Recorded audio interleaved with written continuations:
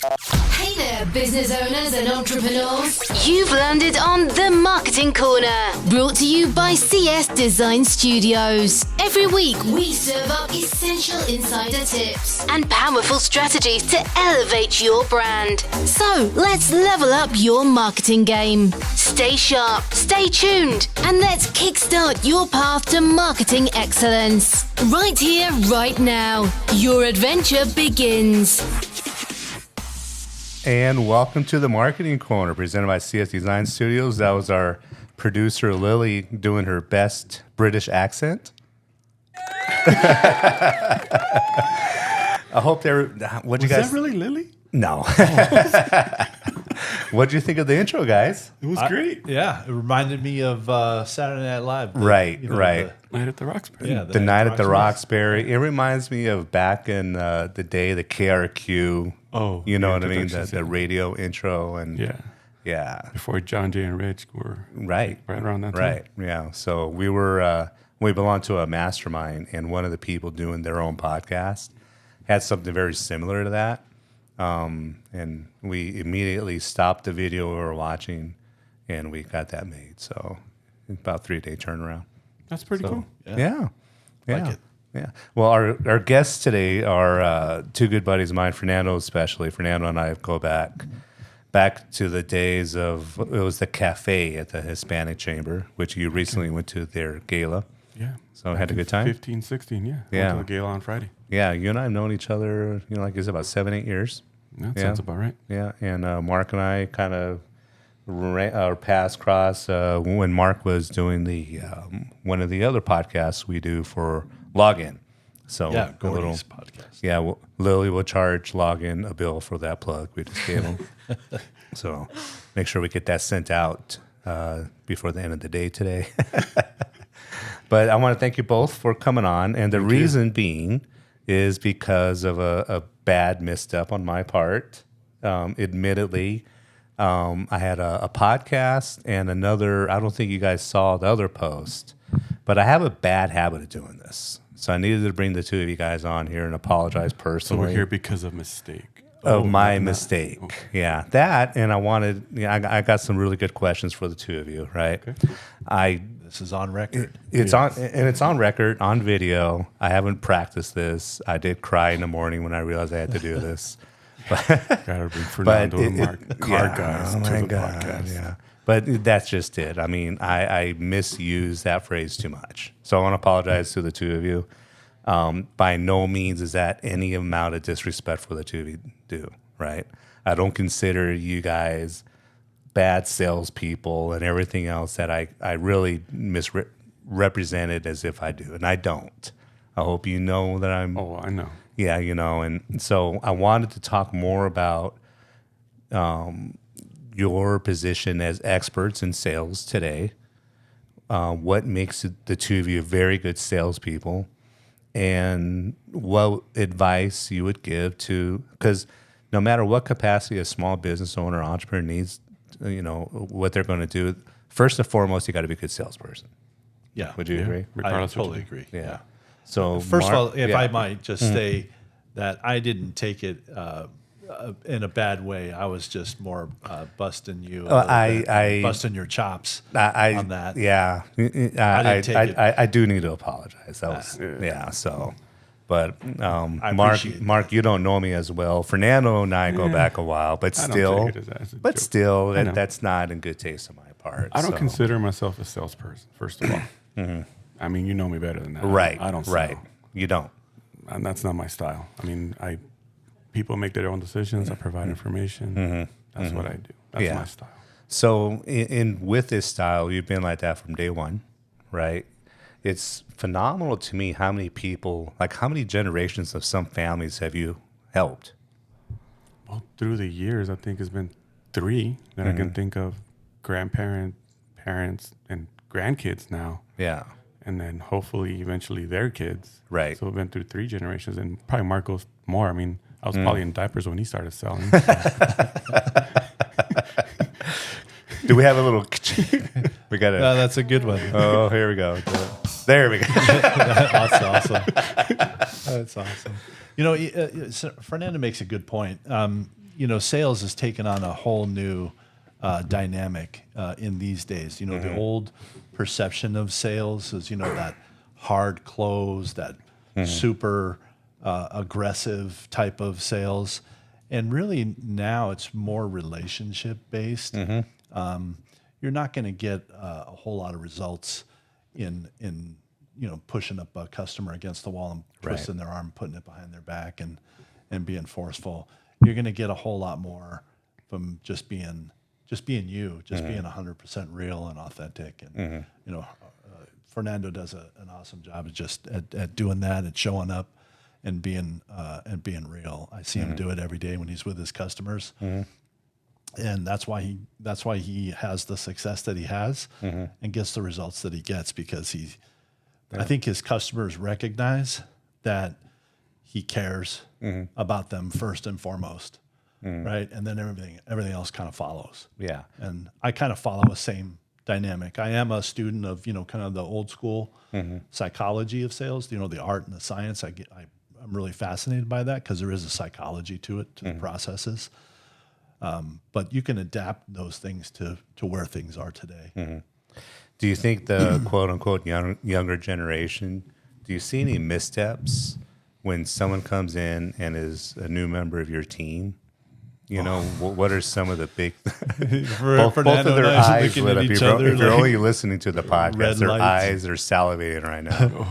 What are some of the biggest things that you see when somebody's new on the team? Yeah. They're they want to make the money. They're focusing on the money instead of focusing on what they have in front of them. Understanding that the process itself is going to be, it may be A to Z, but you're not going to go in that order. You're going to probably start at Y and have to work your way back to be able to fill in those gaps. And new people don't understand that dynamic of the sales process. They think if I'm supposed to start here, I'm supposed to end over here. Why am I having to go back and forth? Well, because you didn't follow the process from the get-go. They don't have the ability to create or start a relationship or build rapport with somebody from the moment they meet them, and they just want to get into the transaction of selling instead of getting into what is the need, what is the want. Because being in luxury car sales for us is more of a want. It's not a need. Right. I mean, yeah, you're going to get people that need a car. We still sell used cars, new cars, a little bit of everything. But our clientele is not in need of a car. Right. They can wait 2 to 3 months. Right. Some people are not patient enough to wait and actually build that pipeline and be able to walk through that. That's a good point. That's a great point. They don't see the big picture. They just see what happened then and there. I should have done this. I should have. Don't beat yourself up over words you could have said or you did say. But how can you actually take a step back and not do all the talking, first of all, right? And let them feed you information before you start jumping in there. That is so key. Yeah. That's so spot on. That they just stop and listen, right? I call it being transactional versus transformational. They don't understand it yet, right? They don't understand that being transactional, that's all well and good. You're in it for that transaction, that one-time dollar, but you're never going to get to the next level by just being a transactional type of salesperson. You're going to be next level by being transformational, by developing trust and rapport and long-term relationships. Those are the things that are going to make you transformational. And to talk about what Fernando brought up is they don't bother to learn the process A to Z. So because life doesn't go A to Z. Sometimes it goes from A to D to S to it just jumps all over the place. So you have to master the process so that you can jump around and jump into the process and then control the process and then guide your customer back through the process. And that's where I think a lot of the young, new salespeople that's where they fail. How much of a new salesperson's success depends on their life after they've punched out? As far as they just had a big commission check, they got a ton of money in the bank. How much is their money management and budgeting so they could get past that first year to 18 months? It's a great question. I think That's a good one. It is. Yeah, You, yeah. you can get a couple of big checks, and you can probably live off of those a whole year if you plan it right. Right. But some people are not ready for that. I mean, I think when they get into a sales role, you always look at the guarantee. Right. Instead of looking at the guarantee as that's what I'm going to make, like my cap, you need that to pay your bills. Right. If even that. Right. My draw, whatever I make in my guarantee that we do have, that's my gas money and my benefit money. I don't consider that for anything else. Right. That's just to get me to work and pay Right. for my benefits. Everything else, I need to make everything else on top of that. Yeah. Yeah. And people don't realize that the guarantee you have is not going to be what you need to live off of. That should be the minimum for you to aspire to make more and budget yourself accordingly. I mean, put money away for a rainy day and actually be able to have that in your pocket. That's great That's advice. a great point. I had a general manager when I first started my career in the auto business, and that's exactly what he told me. He said, "You're gonna have these days like roller coaster. You're gonna have months that are fantastic, and you're gonna have months that are not so good, the hills and the valleys." He said, "You need to learn how to budget, and you need to learn how to put money away for a rainy day. Don't spend it all in one."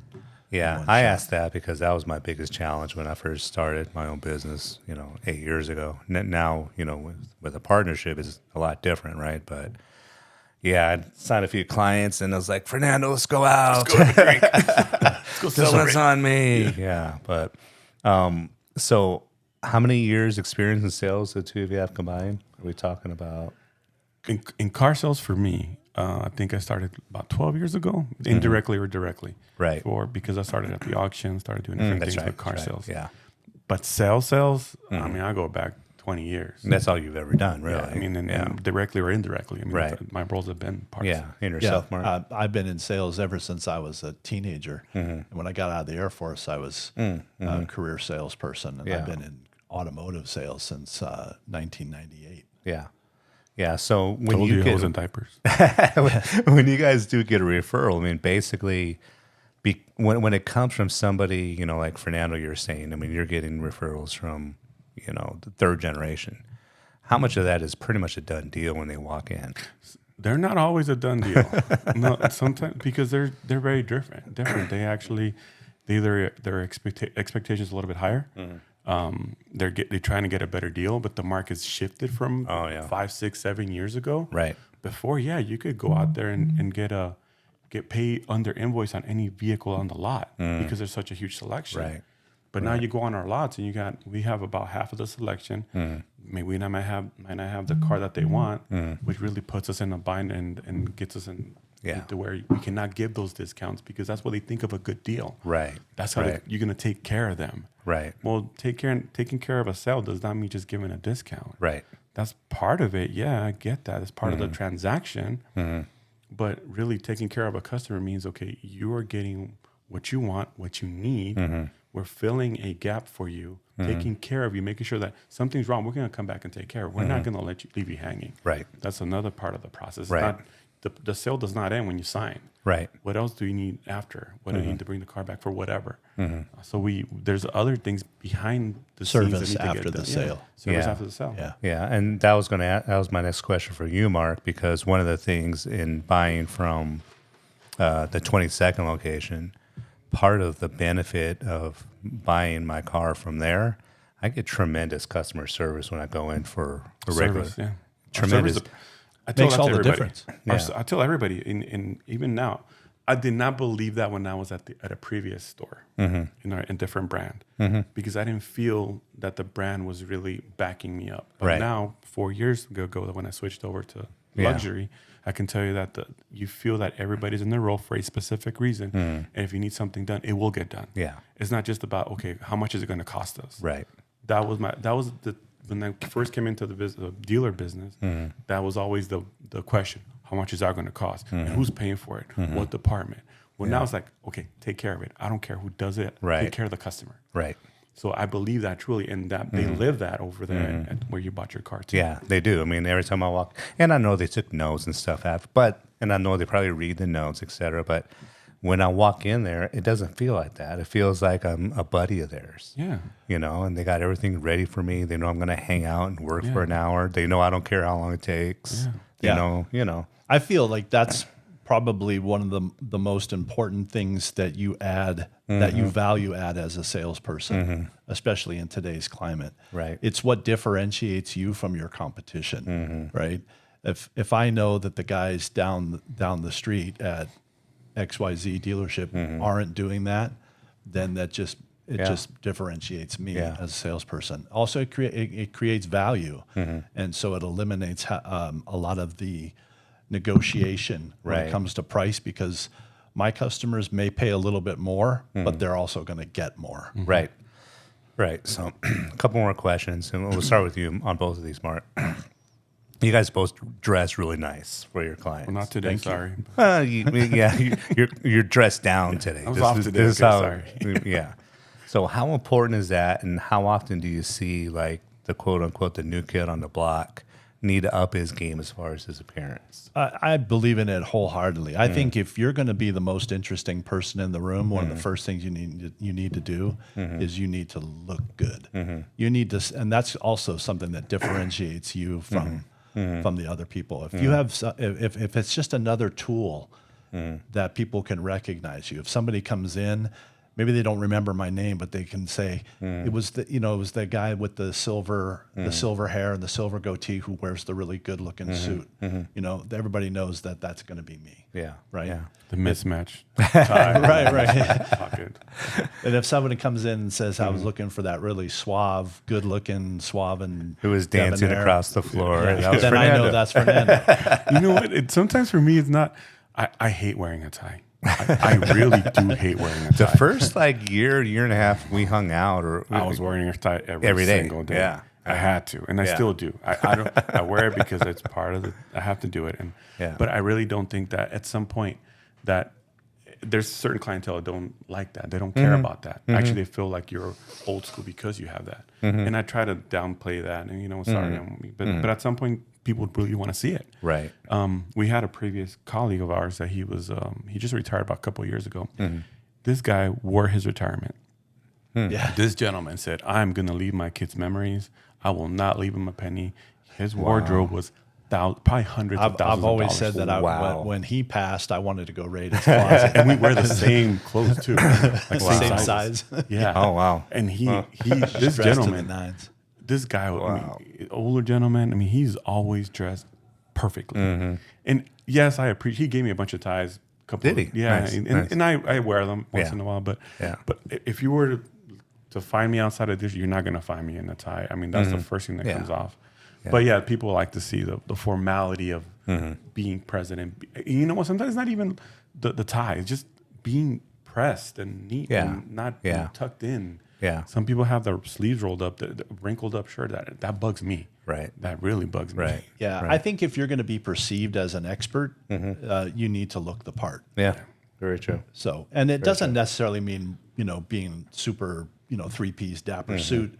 Like Fernando said, being pressed, looking neat. Yeah. Right. Those are things. Shoes are huge. What's the one piece of your appearance when it's off, it bugs you the most? When something doesn't match. You've always been a matchy dude. I try to match. Lily, am I a good matcher? Well, Most of the time. That's a good answer, Lily. Way to Had keep to your think job. about that one. You keep your job on that one. So last week I was wearing, you know me, I was wearing like an Adidas jacket with a hoodie underneath, and I thought I was looking pretty good. And one of the dudes out here, one of the dudes was like, "You look very much like a dad today." He said, "You're rocking the dad fit." Rocking the is what dad he fit, said. right? well, and then it stops you like, oh, well, thank you. And I felt like saying, well, I look way better than your dad does, but his dad's the CEO. So I didn't want to say it. I made sure I didn't say it. Thank you. Walk away. Sorry. So what about you? If one thing's out of line, what bugs you the most? For me, it's shoes. If I didn't make the right choice with shoes that day, then it drives me nuts because there's nothing, you can't change it. I can't take it off. I can't take them off. Oh, you'd be surprised. Like, if you were to go look at my car right now. You have shoes? Well, first of all, I got shoes. I got dress shoes. I got my golf shoes. I got tennis shoes. And I think I have about 12 hats sitting in my bag seat right now. On top of having my golf bag with the pair, like change of clothes in case I go to the range. Yeah. Wow. For me, it's my hair. If I'm in need of a haircut, it's like I throw a hat on and I'll go from there. But if something's wrong with my hair, then that throws everything else off and it ruins my day. Well, a hat fixes it. Yeah. So last question. Well, second to last question. What's something, and each one of you can answer this. When people come in and they want that new car, what's the biggest educational piece that you give them on a consistent basis, where it's something they didn't know or something that they should be look for in their car? You know what I mean? It's like if I came in and it's like, I want a muscle car and I want this, this, and this. I know you did educate me. In fact, you know, When you were buying your car, when I was buying mine, and you pointed out some things I had no idea about. Right. Yeah.